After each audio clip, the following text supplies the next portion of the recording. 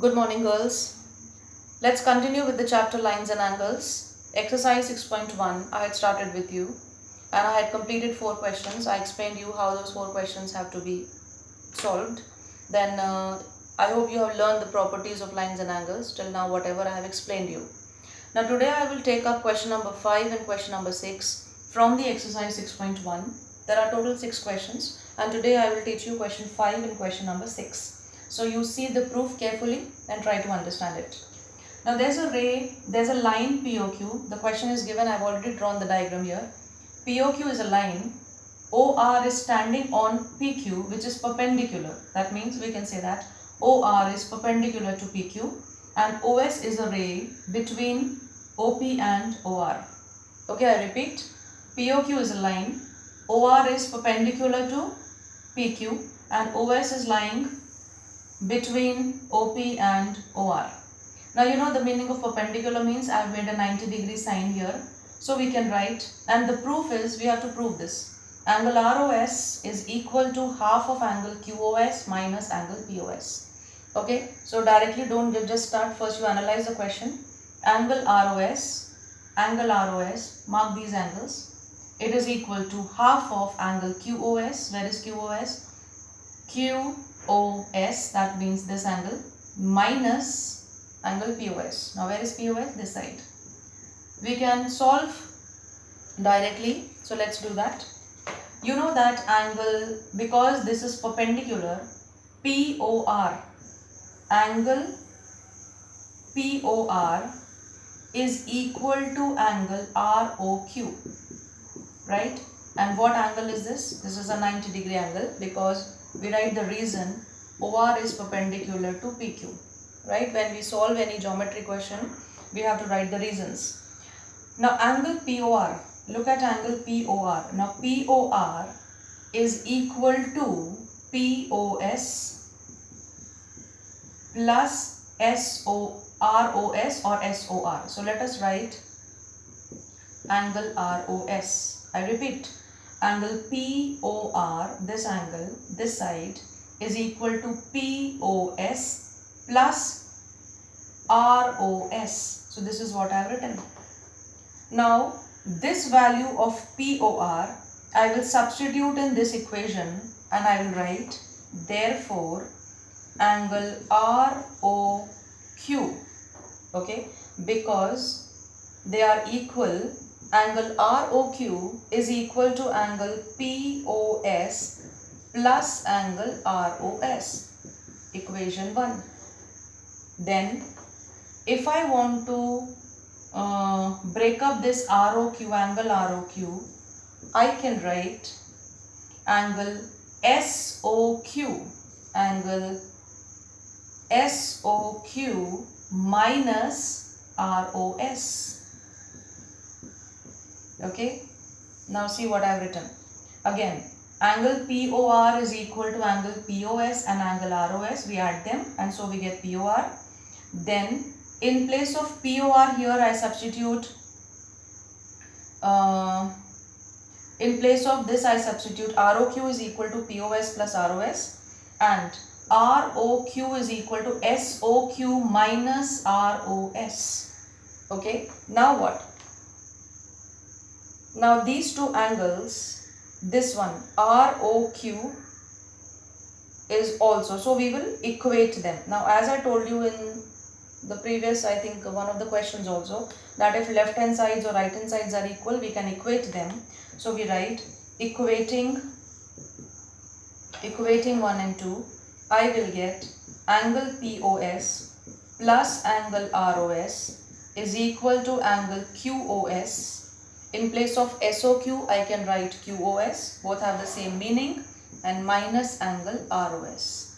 Okay, now I shift angle ROS to this side and POS to the other side. So I will get angle ROS plus angle ROS is equal to angle QOS, okay, which is given in the question, and minus angle POS. Therefore, twice angle ROS, okay, as you shift you get twice angle ROS is equal to angle QOS minus angle POS. If you cannot see, you can listen to me and write. Therefore, angle ROS is equal to 1 upon 2 angle QOS minus angle POS.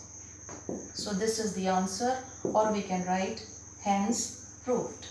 Okay, so I hope you've understood that POR will be equal to POS and ROS. We add them. Now since these two parts are equal, for ROQ I can write POS plus ROS from this given equation. Okay, substituting the above value. Then what? You also know that ROQ is equal to SOQ minus ROS, and then we substitute or equate these two, and then when we equate them, we shift one ROS to the other side, and we get this result. Okay, so you check out the solution, and I think the explanation is clear to you. Okay, now I'll take up question number 6. Question number 6. Question 6 says, it is given that XYZ is equal to how much? Is equal to a 64 degree. So I'll draw the figure first. Question number 6. Given that XYZ is a 64 degree angle. So this is an angle XYZ which is 64 degree. Right? Now it is saying that XY is produced to a point P. XY is produced to a point P. Now draw a figure. So we have drawn the figure. If a ray YQ, where is YQ? This is YQ, bisect ZYP. So this is a ray YQ which is bisecting. When we say it is bisecting, means angle 1 and angle 2 are equal. Okay. Then find angle XYQ. Find angle XYQ. Where is XYQ? XYQ. You have to find angle XYQ, and you have to also find reflex angle QYP. Okay. So see the question, see the diagram. Now you know that this part shows a linear pair. So I will quickly write 64 plus 1 plus 2 equals to 180 degree, forming a linear pair. Then 64 plus 1 plus 2. Now 1 and 2. Angle 1 is equal to angle 2. This is given. Why given? Because YQ is the bisector. Now when YQ is a bisector, angle 1 and angle 2 are equal. So what we can do? In place of 2, I can write 1, which is equal to 180 degree. So twice angle 1 is equal to 180 minus 64, and twice angle 1 equals to, when I subtract, I get 116 degree, right? 116 degree, so angle 1 will be 116 upon 2, that will be 58 degree. So therefore this is 58 degree and this is also 58 degree. Understood? Now how will you find angle XYQ? XYQ. So we write angle XYQ is equal to 64 plus 58 degree, which will give you 12 and 122 degree. Right? Understood? So this is by linear pair, and 64 plus 1 will give you XYQ, which I showed you here. Then you have to find reflex angle QYP. QYP. What is QYP? QYP is equal to 58 degree. And to find the reflex angle, we will subtract 360 minus 58 degree, which will give you 302 degree. Okay, so this completes your question number 5 and question 6. You listen to my explanation, and if you have doubt, you can ask me, and complete these 2 questions in your notebook. Okay, and then I will make you one more video explaining you the properties of parallel lines and the types of angles formed by parallel lines. Okay, thank you.